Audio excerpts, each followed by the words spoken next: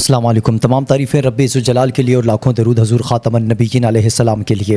ما کان محمد ابا احد من رجالکم ولکن رسول اللہ و خاتم النبیین۔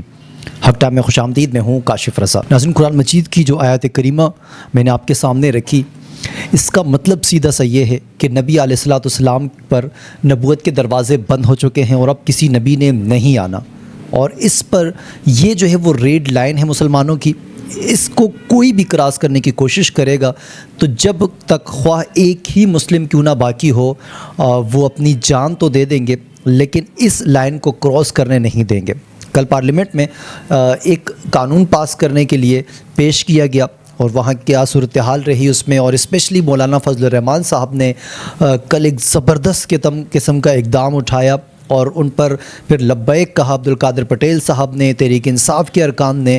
وہ تمام ڈیٹیل آپ کے سامنے رکھیں گے۔ تحریک لبیک پاکستان کا موقف بھی آیا کچھ، وہ بھی ہم آپ کے سامنے رکھیں گے۔ اس کے علاوہ مفتی منیب الرحمان صاحب کچھ علیل ہیں، اس حوالے سے بھی کہ اب ان کی طبیعت کیسی ہے، اس حوالے سے بھی بات کریں گے۔ اور اس کے علاوہ عمران خان صاحب سے فائنلی کل ان کی بہن کی ملاقات ہوئی۔ عمران خان صاحب نے ان سے ملاقات میں کیا کیا بات کہی، عمران خان صاحب کی طبیعت کیسی ہے اور باقی تمام چیزیں۔ خان صاحب کل بہت زیادہ غصے میں نظر آئے، جو گفتگو اڈیالہ جیل سے ہم تک پہنچی وہ ہم آپ کے سامنے رکھیں گے۔ اس کے علاوہ ناظرین، مریم نواز صاحبہ نے جو مدارس کا معاملہ ہے، علماء کرام کی وظیفے والا معاملہ، اس کی کچھ چیزیں ہمارے سامنے آئی ہیں، وہ بھی ہم آپ کے ساتھ رکھیں گے۔ دیگر کچھ اور بھی خبریں ہوں گی آج کے ولاگ کا حصہ۔ اگر آپ نے اب تک ہمارے چینل کو سبسکرائب نہیں کیا تو ہمارے چینل کو سبسکرائب کر لیجئے۔ ویڈیو پسند آئے تو اسے لائک، شیئر اور کمنٹ سیکشن میں اپنی رائے بھی ضرور دے دیا کریں۔ ناظرین، سب سے پہلے ہم بات کریں گے کل کے ہونے والے اجلاس کے حوالے سے۔ اقلیتی بل کمیشن کل پیش کیا گیا، جس میں سے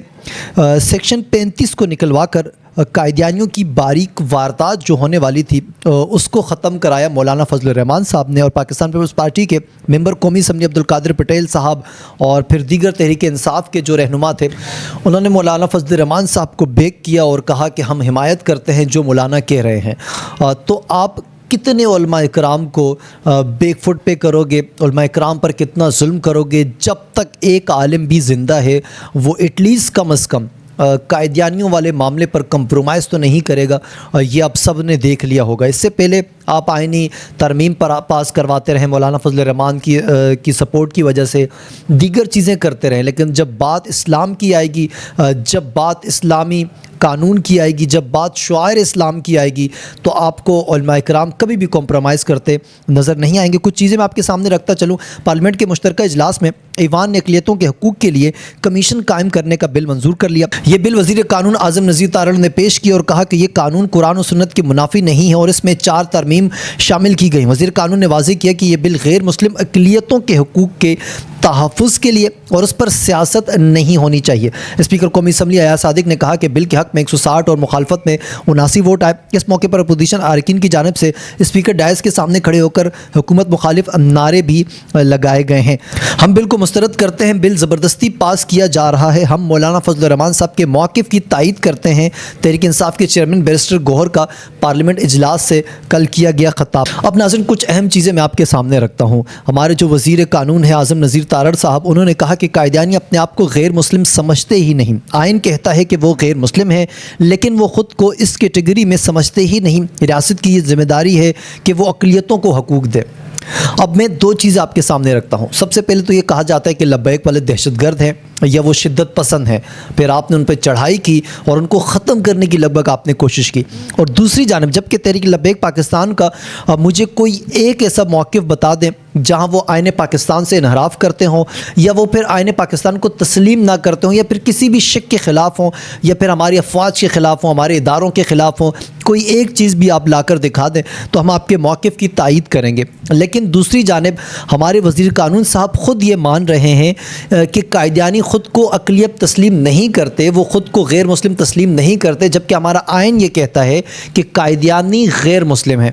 تو اب مجھے سمجھ نہیں آتی کہ جب ہر شخص کو پتہ ہے کہ قائدیانی اس ملک میں کر کیا رہے ہیں، کرنا کیا چاہتے ہیں، ان کے مقاصد کیا ہیں، ان کے لوگ کہاں کہاں موجود ہیں اور وہ کیا کروا رہے ہیں، لیکن اس کے باوجود قائدیانیوں پر گورنمنٹ کوئی ایکشن کیوں نہیں لیتی؟ یہ بہت بڑا سوال ہے اور اس کا جواب میں امید کرتا ہوں کہ ہمارے ادارے آ کر دیں کہ جب آپ کو معلوم ہے قائدیانی آپ کے آئین کے خلاف ہے، آپ کے آئین کو توڑتے ہیں، آپ کا آئین کہتا ہے کہ قائدیانی شعائر اسلام استعمال نہیں کر سکتے، قائدیانی خود کو مسلمان نہیں کہہ سکتے، اپنی عبادت کو نماز نہیں کہہ سکتے، اپنی عبادت گاہ کو مسجد نہیں کہہ سکتے، روزے نہیں رکھ سکتے، دیگر وہ تمام کام جو مسلمان کرتے ہیں وہ قائدیانی نہیں کر سکتے، لیکن قائدیانی کرتے ہیں۔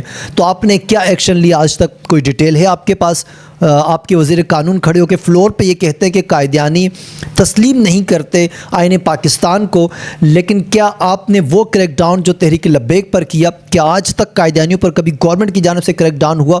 آپ کو صرف وہ نظر آتا ہے کہ تحریک لبیک پاکستان کے لوگ جاتے ہیں، پولیس بلوا کر بتاتے ہیں کہ یہ فلاں ادارہ ہے، اسلام کی شعائر استعمال کر رہا ہے، جبکہ اسے اجازت نہیں آئین پاکستان میں۔ اور میں بارہا دفعہ یہ کہہ چکا ہوں کہ بہت سی چیزیں ہماری نظر سے گزری، تحریک لبیک پاکستان نے متعدد ایسے ان کی عبادت گاہیں بند کروائیں جہاں پر نمازیں ادا ہو رہی تھیں۔ کیا ایکشن لیا گیا گورنمنٹ کی جانب سے؟ پھر آپ کہتے ہیں کہ لبیک والے دہشت گرد ہیں یا شدت پسند ہیں، تو ایٹ لیسٹ کم از کم جو کام آپ کا ہے وہ آپ کریں، تو لبیک والوں کو ضرورت ہی نہیں پڑے گی کہ وہ نشاندہی کریں کہ قائدیانی کہاں پر ہے کیا نہیں۔ ناظرین، ریما عمر صاحبہ کی بات کر لیتے ہیں، میرے خیال سے کوئی جرنلسٹ ہیں، یہ بات کر رہی تھیں کل جو آئین پاس کیا گیا اور اس حوالے سے کہ وہاں پر جو موجود لوگ تھے وہ بڑھ چڑھ کر بیانات کر رہے تھے، اور مجھے افسوس ہوا یہ سن کر کہ وہ گویا کہ اس طرح سے بات کر رہے تھے کہ کہیں احمدیوں کو کوئی سہولت نہ دی جائے۔ مجھے افسوس ہوتا ہے، ایسے لوگوں کو آپ ٹی وی پہ لا کے بٹھاتے ہیں، ان سے آپ احمدیوں کو ڈیفینڈ کرواتے ہیں، اور پھر آپ کہتے ہیں کہ جو اسلام کی بات کرتا ہے وہ شدت پسند ہے۔ تو میں پوچھنا چاہتا ہوں، عمران خان صاحب کی تصویر پر پابندی ہے، تحریک لبیک پاکستان پر پابندی ہے، خادم حسین رضوی کی تصویر پر پابندی ہے، تو جو قادیانیوں کو ڈیفینڈ کرتے ہیں، جو احمدیوں کو ڈیفینڈ کرتے ہیں، کیا ان پر پابندی نہیں ہونی چاہیے؟ اس پاکستان میں جو اسلام کے نام پر بنا، جو شعائر اسلام کو نہیں مانتے، اسلامی قانون کو نہیں مانتے، آپ ان کے حمایتوں کو لا کے ٹی وی پر بٹھا کے ان سے بات کرتے ہیں۔ افسوس ہوتا ہے ہمیں یہ سب کچھ دیکھ کر۔ پھر آپ کہتے ہیں کہ ہمارے لوگ جذباتی کیوں ہوتے ہیں، آپ مجبور کرتے ہیں۔ میں یہ ریکویسٹ کرتا ہوں اپنے اداروں سے کہ اس جو یہ خاتون ہیں ان کے خلاف سخت سے سخت کارروائی کی جائے، انہیں بلوایا جائے، انہیں بتایا جائے کہ آپ جو بات کر رہی ہیں یہ آئین پاکستان کے خلاف ہے۔ آپ اس کمیونٹی کو حقوق دینے کی بات کر رہی ہیں جو آئین پاکستان کو تسلیم ہی نہیں کرتی، اور آپ نیشنل ٹی وی پر بیٹھ کے یہ باتیں کر رہی ہیں۔ مجھے سمجھ نہیں آتا کہ ہمارے جو لوگ ہیں وہ کیوں ان کو نہیں دیکھتے، ان پہ قانونی کارروائی کیوں نہیں کرتے، انہیں صرف مذہبی جماعتیں ہی کیوں نظر آتی ہیں۔ ناظرین، ربوہ ٹائم کو بھی کل کافی زیادہ تکلیف ہوئی اس حوالے سے۔ ان کی ایک پوسٹ ہے جو میں آپ کے سامنے رکھتا ہوں، انہوں نے لکھا کہ پاکستان کی قومی اسمبلی میں ایک مرتبہ پھر قائدیانی مذہب کو ٹارگیٹ کیا گیا۔ اب آپ یا تو یہ واضح کریں کہ قائدیانی مذہب جو ہے وہ کافر ہے، یعنی کہ ایٹ لیسٹ چلے کافر آپ نہ کہیں، آپ کہیں وہ مسلمان نہیں ہے۔ ہمارا صرف مسئلہ اتنا ہے، ہم چاہتے ہیں کہ قائدیانی خود کو یہ ڈکلیئر کرے کہ ہم مسلمان نہیں ہیں۔ ہمارا کسی سے نہ، ہمارا عیسائیوں سے مسئلہ ہے، نہ ہندوؤں سے مسئلہ ہے، نہ باقی کسی مذاہب سے مسئلہ ہے۔ تمام یہاں رہ سکتے ہیں، اقلیتوں کو حقوق حاصل ہیں، لیکن پاکستان کی جو اسلامی قانون ہے ان کی ریڈ لائن ہے، ان کو کراس کرنے کی اجازت کسی کو نہیں دی جائے گی۔ ناظرین، کچھ اور بات کر لیتے ہیں۔ میں سب سے پہلے مفتی اعظم پاکستان جناب مفتی منیب الرحمان صاحب کے حوالے سے بتاتا چلوں، لیکن اب یہ خبریں آ رہی ہیں الحمدللہ کہ وہ کافی بہتری کی طرف آ رہے ہیں اور طبیعت ان کی بہتر ہوتی جا رہی ہے۔ اس حوالے سے تحریک لبیک پاکستان کا بھی موقف سامنے آیا۔ وہ لکھتے ہیں کہ مفتی اعظم پاکستان حضرت مفتی منیب الرحمان صاحب اس وقت علیل ہیں۔ تحریک لبیک پاکستان کراچی مینجمنٹ کمیٹی کی جانب سے ان کی عیادت، مزاج پرسی اور جلد صحتیابی کے لیے خصوصی دعا کی اپیل کی جاتی ہے۔ ہم اللہ رب العزت کے حضور دست بدستہ دعا کرتے ہیں کہ اللہ پاک انہیں صحت کاملہ اور شفا عطا فرمائے۔ اب ناظرین، بات کرتے ہیں مریم نواز صاحبہ کے حوالے سے۔ وزیر اعلیٰ پنجاب مریم نواز نے اعزازیہ کارڈ برائے امام مسجد کی منظوری دے دی ہے۔ ان میں کچھ انٹرسٹنگ چیزیں ہیں جو میں آپ کے سامنے رکھوں گا۔ وزیر اعلیٰ پنجاب مریم نواز کی زیر صدارت اجلاس ہوا جس میں فروری 2026 تک اعزازیہ کارڈ کے اجرا کی ڈیڈ لائن مقرر کی گئی۔ وزیر اعلیٰ نے 1 جنوری سے ادائیگی کا حکم دیا اور پہلی مرتبہ پہ آرڈر دیے جائیں گے۔ 1 فروری سے وزیر اعلیٰ پنجاب اعزازیہ کارڈ برائے امام مسجد صاحب کی ذریعے ادائیگی ہوگی۔ اب آگے جو ہے نا وہ معاملات بہت انٹرسٹنگ ہے۔ پنجاب بھر میں ائمہ کرام کے 62,000 سے زیادہ رجسٹریشن فارم وصول کیے گئے جن کی تصدیق کا عمل جاری ہے۔ یہ وصول کیسے کیے گئے، ہمارے سامنے پچھلے دنوں خبریں آتی رہی ہیں۔ ملک اور قوم کے مفادات کے خلاف اور اخلاقی یا مالی جرائم میں ملوث امام مسجد کا اعزازیہ بند کر دیا جائے گا۔ کتنا ہی بہتر ہوتا کہ یہ تمام قانون لاگو ہوتے پارلیمنٹ پر، پارلیمنٹ کے ممبرز پر، سیاسی لوگوں پر، جو قانون لاگو کرنا چاہ رہے ہیں آپ امام مسجد پر۔